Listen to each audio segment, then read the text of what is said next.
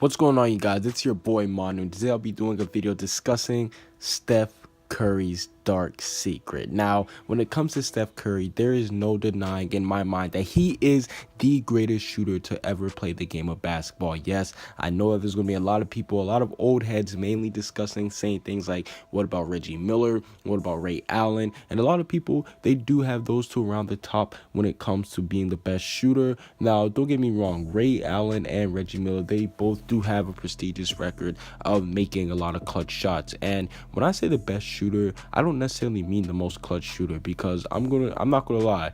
Ray Allen's shot back in 2013, that was up there. Hell, I'm gonna be honest, that was the clutchest shot I've ever seen. And as a Spurs fan, it still does hurt to this day knowing that he really stopped Tim Duncan from being on his Michael Jordan stuff and being 6-0 in the finals. I'm gonna be honest, that was a very clutch shot. However, when it comes to Steph Curry, the amount of shots he makes, the difficulty, the range, everything, Steph Curry really has all of it except for the clutchness. And I still don't believe that Steph Curry isn't necessarily, I'm not saying that Steph Curry isn't necessarily like a non-clutch shooter, but he just hasn't made as much clutch shots as Ray Allen or as Reggie Miller has. But when it comes to Steph Curry, there's also something that I always notice whenever it comes to discussing his legacy, and it's a secret. Now, I'm not gonna lie, he has a pretty good career so far. He definitely has already solidified himself as a Hall of Famer, and he still is pretty early, so that's scary because let's be honest, he can actually be seen as a top 10 or top 5 player if he keeps playing as this degree when his career is all said and done. And that's kind of scary because he's still so young. So yeah, Steph Curry is definitely a monster. But I know at this point you guys are probably thinking, okay, he's been hyping up Steph Curry for a while. What is his dark secret? And me personally, I believe that his dark secret is actually how he obtained his legacy.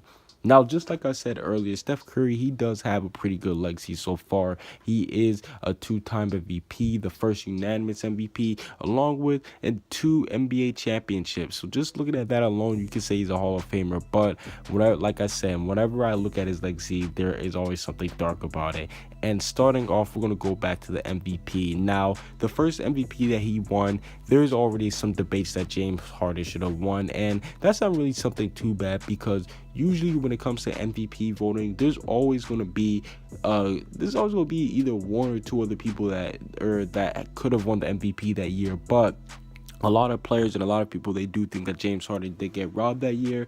But then again, I'm not going to really put a little asterisk on that because there's multiple times where MVP voting gets a little bit controversial. Hell, this year has been one of those years, even with somebody averaging a triple-double. But then we move on to the finals. Yes, and here's where his little secret comes in. Steph Curry has been getting saved a lot in the finals. And I don't mean performance-wise. I'm not saying that he gets carried, but he has been one of the most luckiest people. His first finals, he got to face LeBron James with seemingly no Kyrie or no Kevin Love. And they basically won in 6 games, but it wasn't necessarily like an easy 6 games. And a lot of people, including myself, we're not going to lie, we're going to give Steph Curry, like, we're giving him his props, but we always got to ask, what would happen if Kyrie and Kevin Love didn't get injured? I think some spooky things could have happened, and maybe the Warriors could have lost. I don't know, but that's just one thing. And then we move on to the unanimous MVP. And I'm going to be honest, he definitely did deserve that because he led his team to a 73-9 record. He was the front guy. And yeah, he definitely did deserve that unanimous MVP. So there's nothing really dark or secretive going on around that one. He actually did earn that.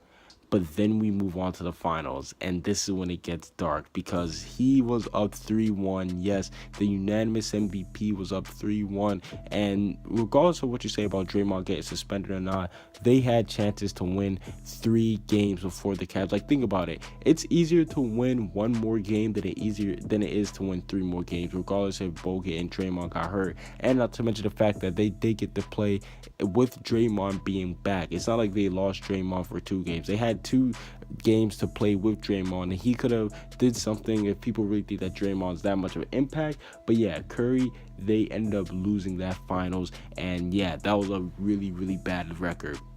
And then we look on to next year, or this year, as I should say, and they actually come back and win the finals. Then you're thinking, okay, so Steph Curry's back on the right track. However, he did have a good finals performance, but he basically had to go and recruit Kevin Durant, the second greatest player currently in the NBA, and they had to use that in order to beat LeBron. So that was definitely something that you can't really. I'm gonna be honest. A lot of people, they expected the Warriors to win. The people who were rooting for Cavs were basically people who wanted to see the Warriors lose. Like, that's the hate for the Warriors is what made people root for the Cavs. So I know at this point you guys might be thinking, okay, what is Steph Curry's dark secret? Me personally, I believe that he has had one of the most easiest paths to becoming a Hall of Famer. What do I mean by that? His competition and the way that he's obtained most of his wins and titles is kind of a little bit spooky, because even if you look at this year, he had a cakewalk into the NBA Finals. I know a lot of people, they always are saying stuff like, oh, the West is way better than the East. I'll have a video discussing my thoughts on that a little bit later, but let's look at who we had to face. He had to face the Portland Trailblazers without Vucevic, I believe his name is. Don't correct me if I'm wrong. There's so many, like, the foreign. I get a little bit mixed up when it comes to the foreign NBA names. I'm not gonna lie, but they had to play without Portland's big man. And I'm not saying that Portland would have beaten them had they had him, but yeah, you can't lie. It would have been a way different series. Then they got to play the Jazz without, I believe Rudy Gobert got injured in one of the first sequences of the series or something like that. So they played an injured Rudy Gobert, and then not to mention the fact my Spurs skunking the Warriors.